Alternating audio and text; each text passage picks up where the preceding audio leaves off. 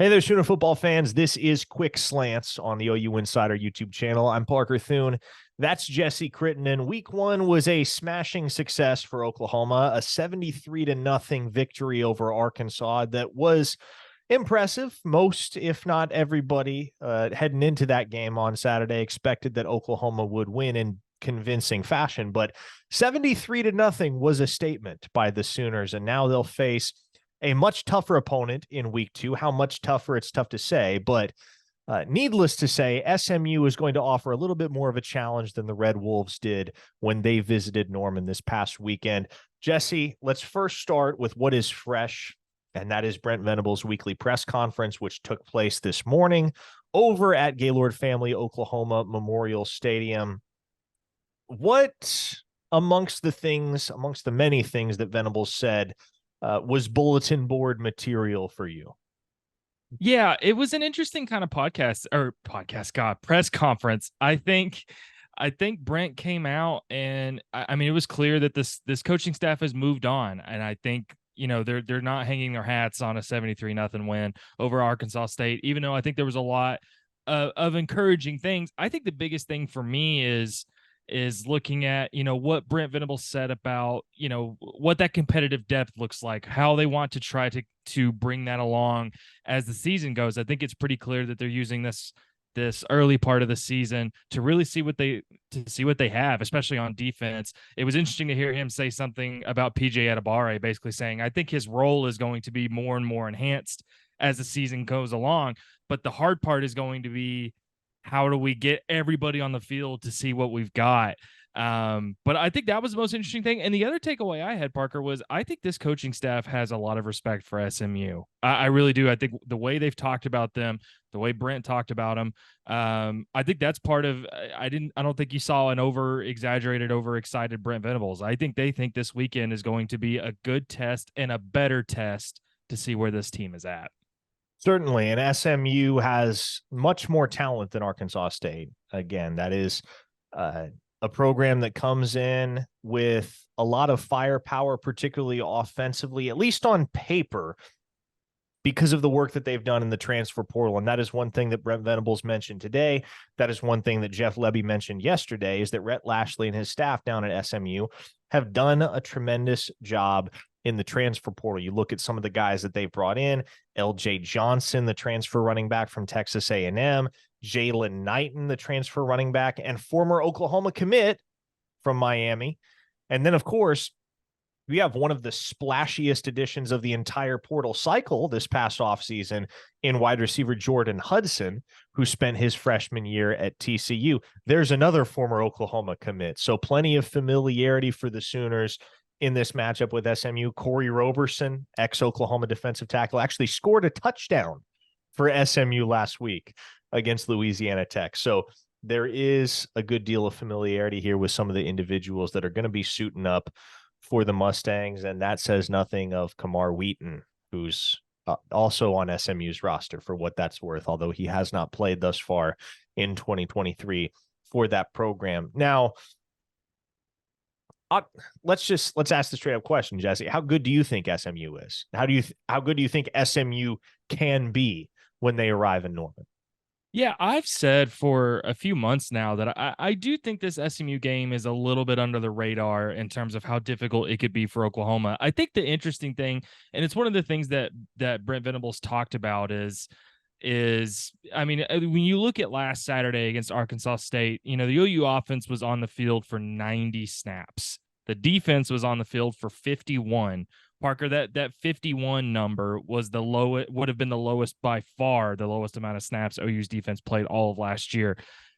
I think it's going to be totally different on Saturday against SMU. I think this SMU team, if nothing else, is going to push OU's defense. I think OU's defense is going to have to be on the field a lot more.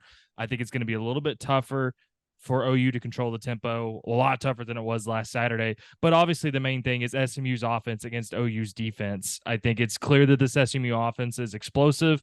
They lost some guys from last year, but I mean, I think they scored 38 points on Louisiana Tech with relative ease. This is one of the most explosive offenses in the entire country last year. They also play at one of the fastest paces in all of college football. I mean, they ran 82 plays on offense last week. They were fourth in the country in most plays per game last year at just about 80. I think this is going to be a pretty good test for OU's defense. Now, I mean, I think OU is going to win, but I think this is the type of game that if you're not prepared, if you're too overly confident, SMU is going to score some points. Now, two guys that will be in the mix for Oklahoma this weekend, as confirmed by Brent Venables, that did not play a snap in week one, are edge rusher R. Mason Thomas and, of course, running back Gavin Sawchuk, both rising sophomores here within the program who are going to get their first taste of action when the Mustangs arrive in Norman this coming Saturday evening. So with Sawchuk and R. Mason Thomas in the mix, how much do you think those add to what Oklahoma has already been able to do and what they already have offensively and defensively? I think the Gavin Sawchuk addition in particular is going to be really big because I think for all the good things that OU did last week against Arkansas State, the running backs were not incredible as a whole. Talby Walker was good at 8 carries, 44 yards, and 2 touchdowns, but Marcus Major and Javante Barnes were not particularly efficient. I think both of them were below 3.8 yards per carry. And that was one of the things that Jeff Lebby even alluded to, is that the running back group as a whole, they didn't really get any one player going that much. I think Gavin Sawchuk, I think his explosiveness is going to be much needed. I think it's clear that he brings an element to this team that they really need. So I'm excited to see Gavin Sawchuk play. And then R. Mason Thomas, I think if nothing else, not only just to have another body, but I think you and I have talked about a lot, we expect R. Mason Thomas to have a big impact on this team. And from what we saw a year ago, having a lot of depth is never a bad thing, but it's going to be, I mean, I think this is going to be not only to have that extra body, but R. Mason Thomas could be a really big asset against an SMU team that's really fast paced, where the pass rush is going to be really important. Pass rush was not something that OU showed a ton of last week. I think R. Mason Thomas's addition could be a big impact too. So last week against Arkansas State, obviously the Sooners won that game handily, but there wasn't an individual standout. There were a lot of guys that had moments, but there wasn't one player whose stat line or highlight reel from that game elevated itself above the crowd. Gavin Freeman probably had the most memorable play of the day with that 82-yard punt return, but it was more so a case this past weekend of a bunch of guys chipping in an all-out team effort in what was a very decisive opening week win for Oklahoma. This week against SMU, if there is an individual standout, who do you think that's going to be and why, based on the way that these two teams match up?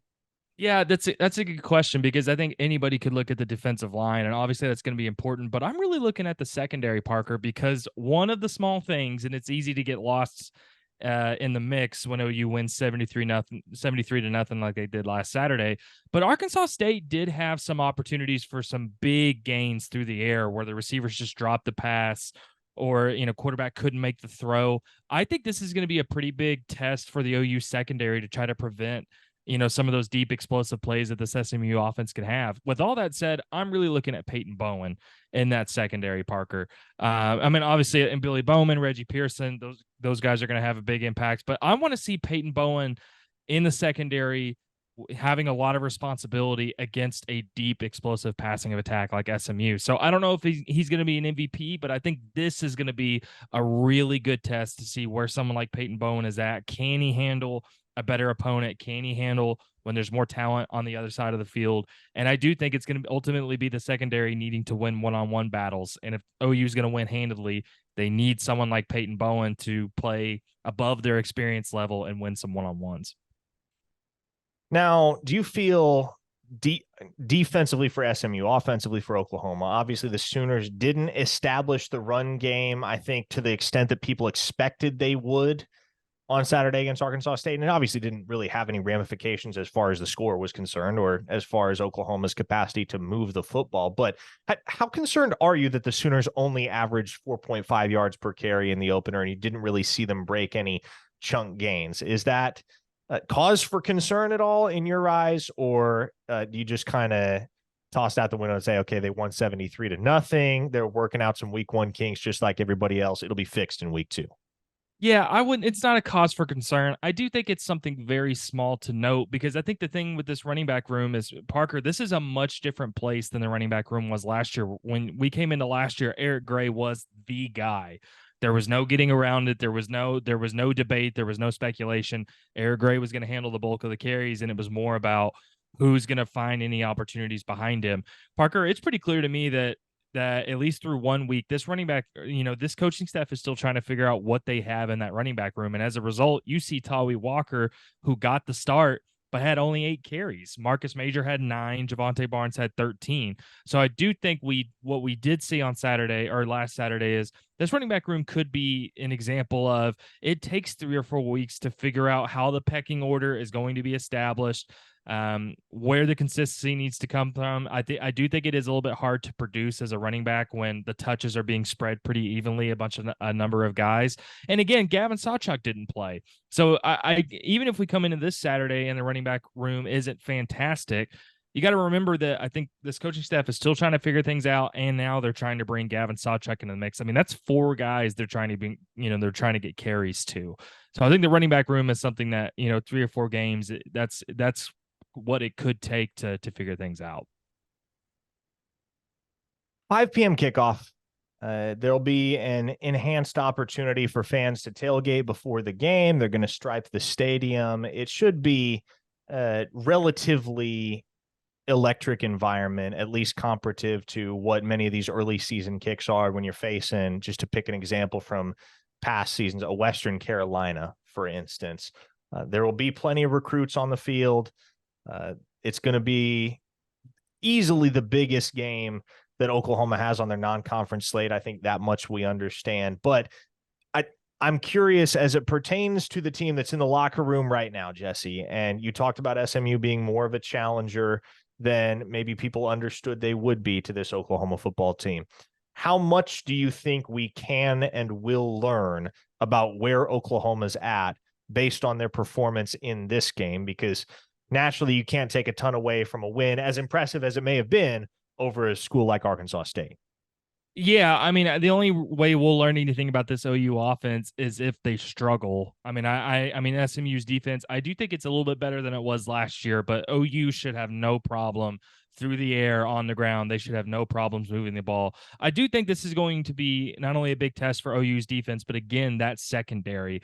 I mean, shutting down Arkansas State, well, don't overlook it. Don't not put stock into it. But this SMU offense is going to be able to score some points. They're going to be able to move the ball at least a little bit. I do think even though Arkansas State only had 208 total yards, they did miss some throws that I think better opponents would have hit, maybe for bigger chunk plays. I do think we'll see that a little bit. So, yeah, I do think at least for OU secondary and maybe even that defensive line, can they get pass rush? Can they get in the backfield? I do think we'll learn, I think, quite a bit more from this game than we will last Saturday. Okay, X factor on both sides of the ball for Oklahoma, offensively, defensively. Who do you think it is against SMU? Yeah, I think at wide receiver, it's got to be Jalil Farouk to me. Jalil Farouk's a guy. I mean, he only got 2 targets last week. Didn't catch a pass. We all think he's going to be the number 1 wide receiver. I think what we did see out of last week's wide receiver group, I mean, we saw 11 different guys catch passes. There's a lot of talent in that room. A lot of guys are going to see balls, but I do think this is a game that Jalil Farouk against better competition, even if that SMU defense isn't incredible, better competition. There's a lot of youth still in that room. I think this is a game where Jalil Farouk needs to kind of, prop himself up a little bit. They need to get him involved in some ways. I do think it's Jalil Farouk. And then defensively, as much as I said, I think it's going to be a test on the secondary, I think we got to look at the defensive line. I think particularly on the interior, I'm going to pick a couple. I'm going to say this has got to be a big Isaiah Coe and Dejon Terry game. I think it's got to be both of them because if Preston Stone has all day to throw back there, that's a problem. So I think it's really up to that defensive line, particularly on the interior, to make an impact. I'm really intrigued to see what Jaden Gibson accomplishes in week 2, because there is something to be said for starting hot. And Jaden Gibson certainly started hot. And as we've seen in years past with guys, at Oklahoma and elsewhere. Strong performance in week one doesn't always, but can set the tone for a really strong season to follow. And Jaden Gibson silenced a lot of doubters with the 2 acrobatic catches he made in week one. The question becomes, are opportunities going to proliferate for him based on what he was able to do in week one in what is a very crowded receiver room? Now, we got the chance to talk to Jeff Lebby yesterday, and one of the things he said about how he's going to manage his running backs going forward, Tawi Walker started in week one. We saw a lot of Marcus Major, saw a good deal of Javonte Barnes too. He said, look, we're going to ride the hot hand. We're not going to lock in a given one individual guy, the bell cow role. Whoever's making the most of their opportunities on the practice field and on Saturdays, that's going to be primarily the guy that we ride until there's a new hot hand. So that tells you how Oklahoma is going to handle their backfield usage. I'm interested to see if they handle their wide receiver usage in similar fashion. And defensively, I think this has to be a big game for Woody Washington, Jr., because Jordan Hudson is the most talented player on that side of the ball for SMU. And so Woody Washington, when healthy, has been one of the better lockdown cornerbacks in the Big 12 over the last 4 seasons. He's got to prove that in 2023, he's better than he's ever been if you want to feel confident about Oklahoma's secondary turning a corner. And I think we'll get a sense of where he's at development-wise based on how he performs against Jordan Hudson and against that SMU passing attack this weekend. That's Jesse Crittenden. I am Parker Thune. This has been Quick Slants. We will see you again next week,